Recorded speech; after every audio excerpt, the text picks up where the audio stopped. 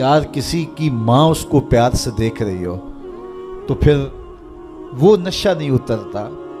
बाप देख रहा हो प्यार से तो वो अपना रंग होता है। उस्ताद शफकत से देख रहा हो, मुर्शिद देख रहा हो किसी को, तो फिर वो नशा नहीं जाता। तो क्या तसव्वुर में बंदा डूब जाए कि मेरा रब मुझे देख रहा है। तो जब रब शफकत से, मोहब्बत से बंदे को देख रहा है तो फिर उसकी नमाज में क्यों लज्जत पैदा नहीं होगी, क्यों सुरूर पैदा नहीं होगा, क्यों कैफियत का जहां आबाद नहीं होगा। तो फरमाया कि वो फिर खुशू करते हैं, गिड़गड़ाते हैं, रोते हैं, इज्ज़ो इनकिसारी करते हैं। उनकी नमाजें फिर किस इन्हिमाक के साथ, किस मोहब्बत के साथ, किस प्यार के साथ अदा होती हैं, उनके सजदों की कैफियत क्या होती है। एक रिवायत में आता है बंदे को पता चल जाए सजदे में जो उस पर रहमतें उतरती हैं तो वो सजदे से सर ही ना उठाए, इतनी रहमतें उसके ऊपर नाजिल हो रही होती। तो वो अपनी नमाजों में खुशू करते हैं, लिल्लाहियत के साथ, खुलूस के साथ, इज्ज़ो इनकिसारी के साथ, गिड़गड़ाते हुए, रोते हुए। अल्लाह अकबर। हुजूर अलैहिस्सलातु वस्सलाम जब नमाज पढ़ते थे तो ऐसे लगता था जिस तरह हुजूर के सीने में हंडिया पक रही है। इस तरह हुजूर अलैहिस्सलातु वस्सलाम का जो सीना अत्थर खौफ खुदा से, खशियत इलाही से जो है, वो इस तरह हुजूर के सीने की कैफियत थी।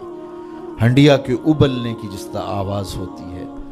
अल्लाह अकबर। वल्लज़ीना हुम अनिल लग़्व मुरिदून। और उन खुश नसीब लोगों की कहानी यह है कि बेहुदा बात की तरफ इल्तिफात नहीं करते। उनकी ज़िंदगी मकसदियत के नूर से माला माल होती है। ये बात की, उधर की उड़ा दी, चाय वाले खोखे पे बैठे 3 घंटे गुजार दिए, हमाम पे बैठे 2 घंटे गुजार दिए, फजूलियात पे बहस करते रहे। उनकी ज़िंदगी इतनी फजूल होती है कि वो बेहुदा कामों पे वक्त लगा दें। वक्त तो सबसे कीमती असासा है, कीमती असासा, सबसे कीमती कमाई। इंसान यूं तो नहीं उड़ाता। तो सबसे कीमती असासा जो हमें दिया गया वो वक्त। इमाम शाफी फरमाते हैं, मैंने फ़कीरों से 2 बातें ऐसी सीखी हैं जिन्होंने मुझे बड़ा नफ़ा दिया। चूँकि जो अहलुल्लाह की बातें होती हैं वो बातों की इमाम होती हैं, चूँकि उनके मुशाहदात का निचोड़ होता है। हज़रत इमाम अहमद बिन हम्बल हज़रत बिशर हाफ़ी के पीछे दौड़ते थे तो किसी ने उनको कहा कि आप इतने बड़े आलिम हैं तो इस फ़कीर से क्या तलाश करते हैं। तो इमाम अहमद बिन हम्बल फरमाने लगे कि अहमद बिन हम्बल जिस रब को मानता है, बिशर हाफ़ी उस रब को जानता भी है। तो इनसे बड़ी बातें मिलती हैं हमें। तो कहा फ़कीरों की 2 बातों ने मुझे बड़ा ही फ़ायदा दिया। उनमें से एक बात ये, अल वक्तो सैफुन कातिउन, वक्त काट देने वाली तलवार है। अगर वक्त को तुम नहीं काटोगे तो वक्त तुम्हें काट देगा। कहा इस बात ने मुझे बड़ा नफ़ा दिया और मेरा वक्त बचाया, वरना हमारा कितना वक्त बर्बाद हो जाता है।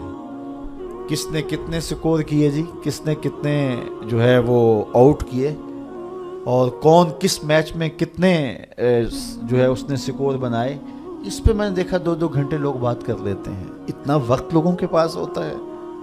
मकसद क्या है इसका, मुद्दा क्या है। टेलीविज़न पे टॉक शोज चल रहे होते हैं ऐसे मौज़ूआत पे, तो हैरत होती है कि इतना कीमती वक्त और हम बहसियत कौम खड़े कहाँ इस वक्त दुनिया में, और हमारे पास इतना ज़ायद वक्त है कि हम किन उमूर पे बहस कर रहे हैं। कोई बंदा बाहर से आया ना तो उसने देखा कि फाटक बंद है और लोग साइकिल सर पे उठा के, और मोटरसाइकिल भी जो है वो किसी तरह से घसीट के जो है वो रेलवे लाइन अबूर कर रहे हैं। तो वो बड़ा मुतासिर हुआ कि इतनी जिम्मेदार कौम है कि जो गाड़ी के आने का इंतज़ार भी नहीं करती और इनको अपने मकसद पर जाने के लिए, काम पर जाने के लिए इस कदर इनको जल्दी है कि ये साइकिल भी सड़क पे उठा के सड़क अबूर कर रहे हैं। तो खैर जब फाटक खुला तो वो गया तो देखा आगे बंदरिया का तमाशा लगा था, 600 आदमी वहाँ खड़ा था। उसने कहा अच्छा इसकी जल्दी थी सबको। तो हमारा तो कितना वक्त बंदरिया के तमाशे को देखते हुए गुजर जाता है, जब हम बहसियत कौम दुनिया में کہاں کھڑے ہیں، تو ہمیں تو اپنے ایک ایک لمحے کی قدر کرنی چاہیے۔ کاروباری لوگوں کو بھی آگے بڑھنا چاہیے، علماء کو بھی اپنے وقت کی قدر کرنی چاہیے، عوام کو بھی کرنی چاہیے۔ ہمارے علماء کا بھی حال ایسے ہی ہے، ایسے موضوعات پہ گفتگو کرتے ہیں جو نہ قوم کی ضرورت ہوتی ہے اور نہ ان کی ضرورت ہوتی ہے، لیکن بس وقت ہے کہ ان کے پاس اتنا ہے کہ 3 گھنٹے ایسے موضوعات پہ بات کر جاتے ہیں کہ جس کی قوم کو کس طرح سے ضرورت بھی نہیں ہوتی ہے۔ تو ہم اپنے وقت کو ضائع کرتے ہیں جو سب سے قیمتی اثاثہ ہے ہمارے پاس۔ حضرت امام ابو بکر بن داسا کہتے ہیں، میں امام ابو داود سے ملا، یہ جنہوں نے سنن ابی داؤد لکھی ہے، تو کہتے ہیں کہ وہ فرمانے لگے کہ مجھے اللہ کے رسول صلی اللہ علیہ وآلہ وسلم کی 6 لاکھ حدیثیں زبانی یاد ہیں۔ ان 6 لاکھ احادیث رسول کا میں نے خلاصہ تیار کیا تو میرے پاس رہ گئیں 4000 حدیثیں۔ پھر میں نے زہد، مناقب، فضائل، قصص اور پچھلی امتوں کے تذکروں پر مشتمل حدیثوں کو الگ کر دیا۔ جن احادیث سے صرف مسائل شرعیہ کا استنباط و استخراج کیا جا سکتا تھا، میں نے ان کو الگ کیا تو میرے پاس رہ گئیں 800 حدیثیں۔ ان 800 احادیث سے ہی پورے دین کو سمجھا جا سکتا ہے۔ جس طرح کہ قرآن مجید کی آیات میں سے 500 آیات ایسی ہیں جن سے احکام شرعیہ ثابت ہوتے ہیں، باقی کچھ پچھلی امتوں کے تذکرے ہیں، کچھ تنذیر ہے، جہنم سے ڈرایا گیا ہے، تحذیر ہے، اور کچھ تبشیر ہے، جنت کا بتایا گیا ہے، اس کے نقشے بیان کیے گئے ہیں، پچھلی قوموں پر آنے والے عذاب، ان کے اسباب بیان کیے گئے ہیں، اور بہت ساری چیزیں بیان کی گئی، لیکن جن سے احکام ثابت ہوتے ہیں ان کی تعداد، ان آیات کی، آیات الاحکام جو ہیں ان کی تعداد 500 ہے۔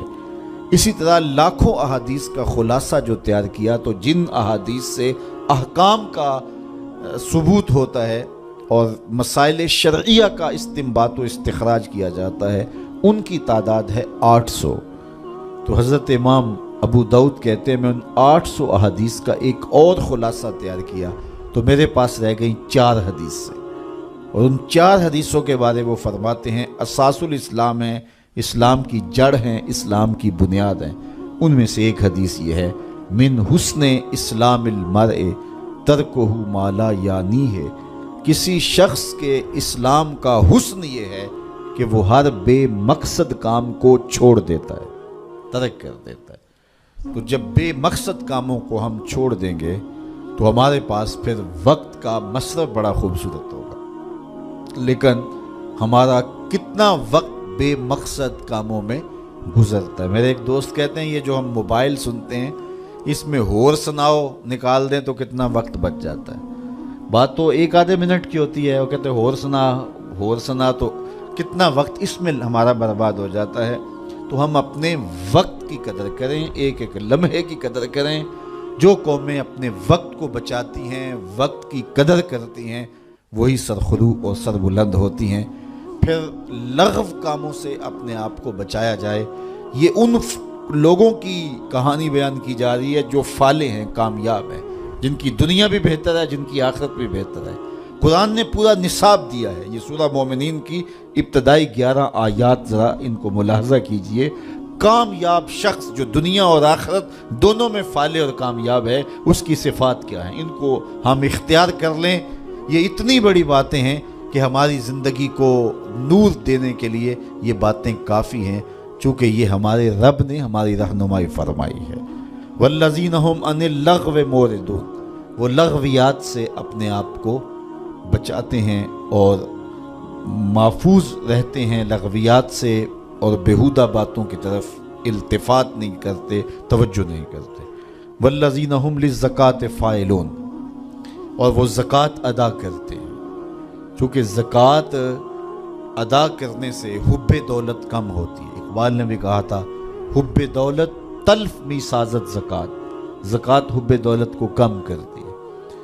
جب انسان زکوٰۃ بھی نہیں دیتا اپنے مال سے تو اس کے دل میں دنیا کی محبت، دولت کی محبت چمٹ جاتی ہے جو اس کا چین چھین لیتی ہے۔ اور اگر زکوٰۃ دیتا ہے تو پھر حب دولت کم ہوتی ہے، اور اگر وہ راہ خدا میں مزید صدقات دیتا ہے، خیرات کرتا ہے، تو پھر دولت کی آزمائشوں سے اور دولت کے ساتھ جو فتنے آتے ہیں ان سے وہ بچ جاتا ہے۔ دولت جب آتی ہے تو اپنے ساتھ بہت سارے فتنے لے کر آتی ہے، تو وہ فتنوں سے بچنے کے لیے صدقات کثرت کے ساتھ دیے جائیں، دولت راہ خدا میں خرچ کی جائے، تو پھر فتنوں سے بھی بچے گا اور گناہوں کا کفارہ بھی بنے گی۔ تو وہ زکوٰۃ دیتے ہیں، اور یہ بات ذہن میں رکھیں، زکوٰۃ دینے سے یا صدقہ دینے سے دولت کم نہیں ہوتی۔ میرے حضور نے ارشاد فرمایا، قسم کر کے ارشاد فرمایا، حضرت ابو کبشہ الانماری رضی اللہ تعالی عنہ سے مروی ہے، حضور نے 7 چیزیں ارشاد فرمائیں، جن میں 4 چیزیں حضور فرمایا بغیر قسم کے بیان کرتا ہوں، اور 3 چیزیں میرے حضور نے فرمایا میں قسم کر کے بیان کرتا ہوں۔ اللہ اکبر! جب حضور رب کی قسم کریں تو پھر کتنی بڑی بات ہوگی۔ تو فرمایا میں اللہ کی قسم اٹھا کے کہتا ہوں، ان میں سے ایک بات فرمایا، ما نقص مال عبد من صدقہ،